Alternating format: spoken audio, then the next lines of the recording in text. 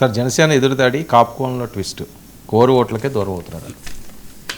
కొంత కందుకూరు ఘటన దురదృష్టకరమైంది. దాని మీద మనం చాలాసార్లు మాట్లాడాం. ప్రభుత్వం సకాలంలో చర్య తీసుకొని ఉంటే ఇది చాలా బాగుండేది. ఇది కులం కోణం రాకూడదు. అది కాక ఇద్దరు కూడా అధికార పార్టీలో ఉన్న వాళ్ళే అయినప్పుడు వాళ్ళ మధ్య జరగడం 15 రోజులు ఇది ఎందుకు అయిందని. కానీ ఆశ్చర్యకరంగా నేను పేరు చెప్పను కానీ జనసేన ఎమ్మెల్యే పొద్దున ఒక ఆయన మాట్లాడుతున్నాడు, తెలుగుదేశం వాళ్ళు కొంతమంది మాట్లాడుతున్నారు. ఇది అంతే అనవసరంగా రాద్ధాంతం చేశారు, అనవసరంగా పెద్ద ప్రాణాలు పోయాయి కదండి. ప్రాణాలు పోయాయి, ఒక ఘర్షణ జరిగింది, దాని మీద స్థానికంగా ఒక ఉద్రిక్తత వచ్చింది, ఒకరినొకరు తిట్టుకున్నారు, అనుకున్నారు. పోనీ ఎవరో కుట్రదారులు అనుకుందామంటే పవన్ కళ్యాణ్కి వీరాభిమానులైన వాళ్ళు కూడా స్టూడియోలోకి వచ్చి వాళ్ళు మాట్లాడారు కదా.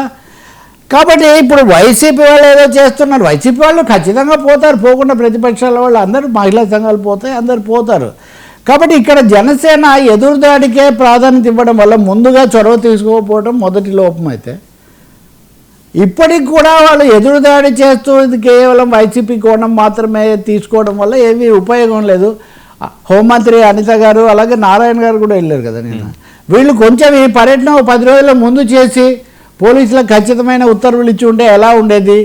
దాన్ని వదిలిపెట్టి ఇంకెవరో ఏదో చేశారు అని ఇతరుల మీద చేయడం అన్నది మటుకు కొంచెం ఆశ్చర్యం కలిగిస్తుంది. రెండోది అది సమస్యను మళ్ళీ కొత్త మలుపు తిప్పుతుంది.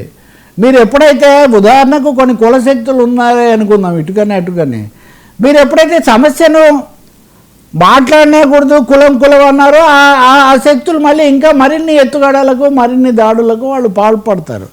కాబట్టి ఇక్కడ సమస్య కీలకమైంది.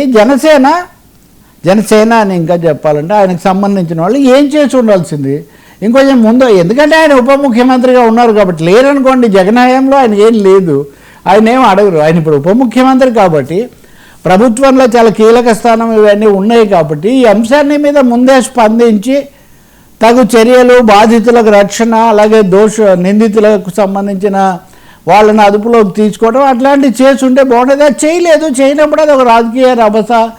సహజంగా 2 కులాలకు చెందిన వాళ్ళు కాబట్టి కులాలకు సంబంధించిన అంశం వచ్చింది.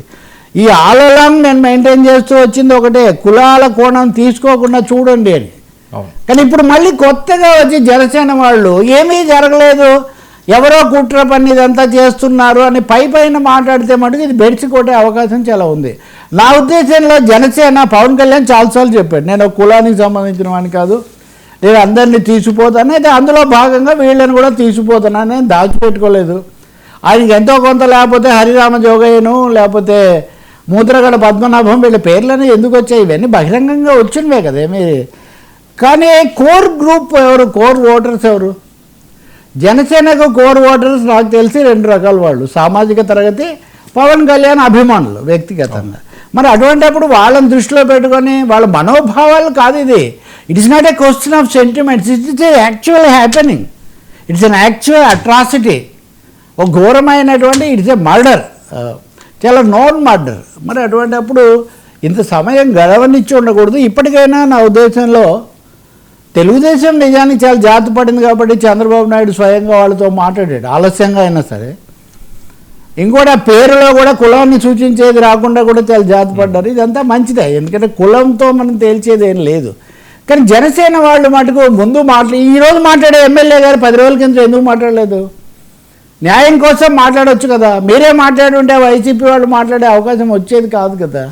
కాబట్టి ఆలస్యంగానైనా సర్దుకోవడానికి బదులు ఎదురుదాడి చేయడానికి ప్రయత్నిస్తున్నారు చూడండి. ఇది అనవసరంగా కోర్ గ్రూప్కు లేదా కోర్ ఓటర్స్కు ఏమాత్రం మింగుడు పడే అంశంగా ఉండదు, న్యాయం కూడా కాదు. గురైన వాళ్ళని ఎలా ఆదుకోవాలి అన్నది అది చాలా ముఖ్యం. కానీ నేను చూశాను మీ చర్చలకు వచ్చే అధికార ప్రతినిధులు వీళ్ళు కూడా అక్కడికి వెళ్ళి ఆవేదనగా మాట్లాడటం ఇట్లాంటివి కూడా నేను చూశాను. ఇలాంటి ఘటన ఇదే ఆఖరిది కావాలి చెప్పాలంటే కనుక.